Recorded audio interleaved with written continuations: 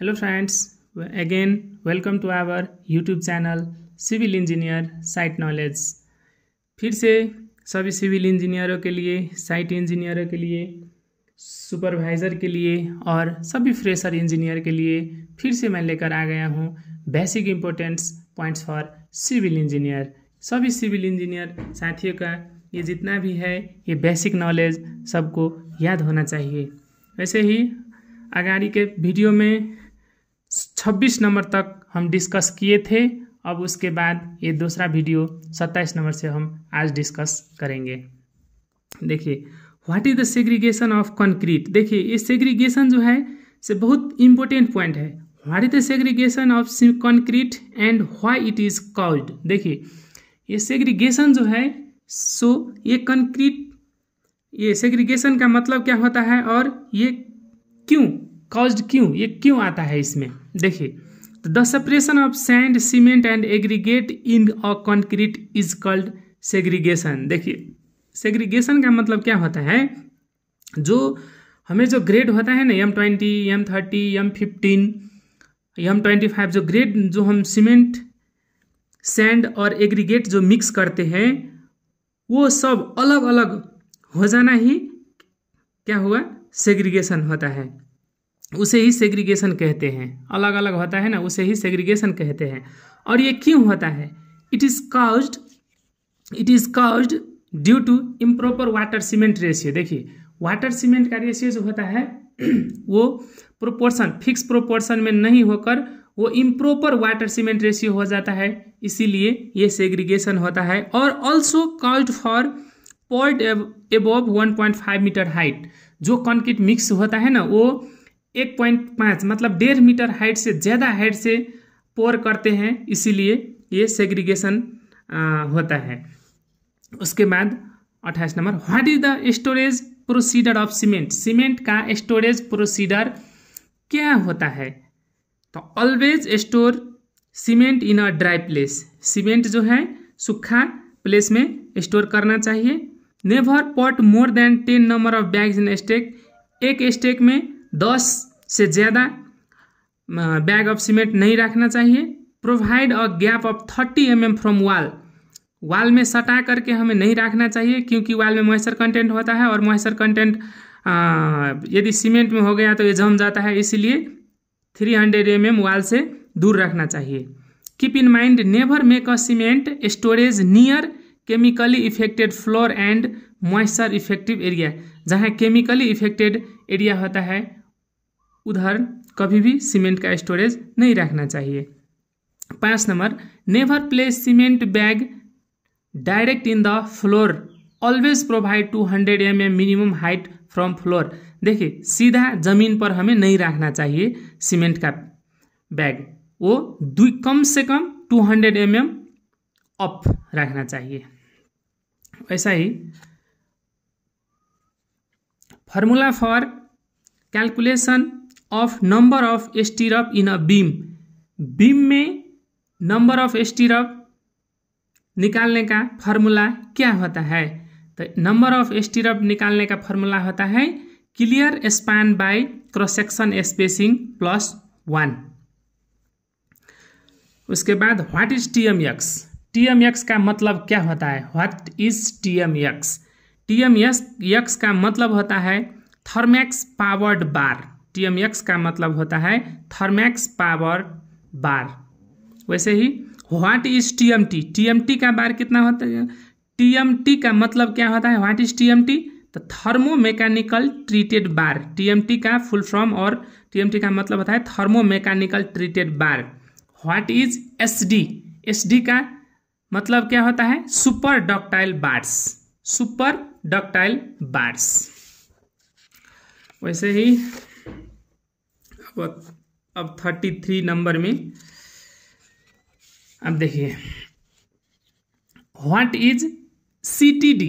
CTD का मतलब क्या होता है, cold twisted deform bar. CTD का मतलब होता है cold twisted deform bar. As a same way, what is HYSD। HYSD का मतलब क्या होता है, HYSD का मतलब होता है high yield strength deform bar. High yield strength deform bar. अब दूसरा, what is the angle of staircase flight. Staircase flight का एंगल कितना होता है? It is between 25 degree to 40 degree. 25 degree से 40 डिग्री तक का एंगल होता है स्टेयरकेस फ्लाइट का। What is the minimum and maximum width of tread for residential building. देखिए, रेसिडेंशियल बिल्डिंग का मिनिमम और मैक्सिमम ट्रेड का विड्थ कितना होना चाहिए? तो देखिए, मिनिमम 250 mm और मैक्सिमम कितना होना चाहिए? 300 mm। इस बीच में होना चाहिए, 205 mm टू 300 mm। इसका मतलब मिनिमम 250 mm और मैक्सिमम 300 mm का होना चाहिए। वैसा ही, what is the minimum and maximum height of riser for residential building. देखिए, अब राइजर का मिनिमम और मैक्सिमम हाइट कितना होना चाहिए? तो देखिए, राइजर का 150 mm टू 200 mm का हाइट होना चाहिए और मिनिमम 150 हुआ और मैक्सिमम 200 mm होना चाहिए। What is the minimum hook length for bars. Bar के लिए मिनिमम हुक लेंथ कितना होना चाहिए? It is 9D। डी का मतलब diameter, it is 9D। How much bricks need for 1 cubic metre brick of 230 mm brick wall अथवा work. 230 mm brick work के लिए 1 मीटर क्यूब में कितना ब्रिक लगता है? तो जनरली देखिए, ये एक पूरे एग्जैक्ट 4 से 96 ब्रिक लगता है, लेकिन जनरली हम 5 से एज्यूम करके चलते हैं 500 number. How much brick need for 115 mm thick brick वाल। 115 mm थिक ब्रिक वाल में कितने ब्रिक लगते हैं? 56 नंबर पर स्क्वायर मीटर। पर स्क्वायर मीटर में 56 लगते हैं, 56 number. What is the bleeding in concrete. Concrete में ब्लीडिंग का मतलब क्या होता है? तो देखिए, कंक्रीट में ब्लीडिंग का मतलब होता है when water comes out from a just made concrete और fresh concrete, then it is called bleeding of concrete. जब हम कंक्रीट पोर करते हैं ना, अब कंक्रीट पोर करते समय जो पानी बाहर आ जाता है ना, ऊपर पानी देखने लगते हैं, उसी का मतलब होता है ब्लीडिंग ऑफ कंक्रीट। पानी ज़्यादा होने के बाद ये ब्लीडिंग का समस्या आता है कंक्रीट में। अब उसके बाद, what is the minimum free fall for concrete. Minimum for free fall concrete का कितना होना चाहिए? अगाड़ी हम बताए थे, ये फ्री फॉल जो है बेसी रहेगा तो सेग्रीगेशन का समस्या, ब्लीडिंग का समस्या, ETC समस्या आएगा। और ये फ्री फॉल जो है एग्जैक्ट, जैसा कि ये स्टैंडर्ड है, maximum allowable height of concrete free fall. Maximum allowable height of free fall कितना है? 1.5 मीटर होना चाहिए। 1.5 मीटर से यदि हम पोर करेंगे तो वो समस्या नहीं देखा पड़ेगा, ब्लीडिंग सेग्रीगेशन जैसा समस्या उसमें नहीं देखा पड़ेगा। What is the angle of hook इन स्टीरअप। स्टीरअप का एंगल ऑफ हुक कितना? 135 degree angle of hook. How much bar should be lapped in a bar bending zone. Bar bending zone में कितने बार लैप होना चाहिए? Not more than 50%। 50% से ज़्यादा नहीं होना चाहिए।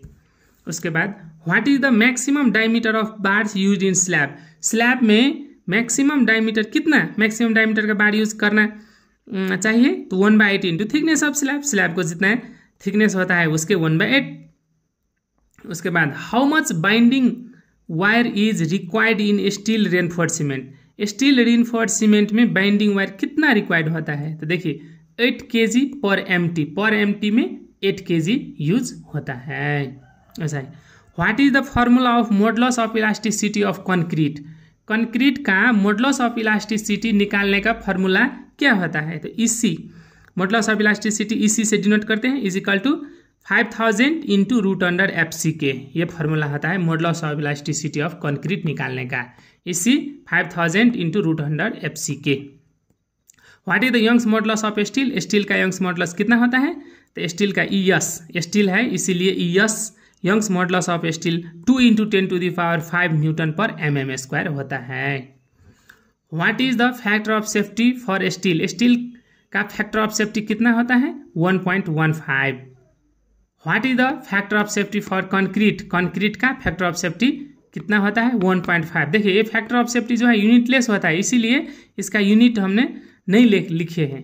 क्योंकि ये फैक्टर ऑफ सेफ्टी यूनिटलेस होते हैं। वैसा ही स्टील का फैक्टर ऑफ सेफ्टी 1.15 और कंक्रीट का फैक्टर ऑफ सेफ्टी कितना होता है 1.5। ऐसे ही इंफॉर्मेटिव वीडियो के लिए चैनल को सब्सक्राइब करिएगा, YouTube channel civil engineer site knowledge. फिर से हम ऐसे ही इंफॉर्मेटिव क्वेश्चंस आंसर लेकर के बहुत ही जल्द आप लोगों के बीच आएंगे। Thank you for watching this video.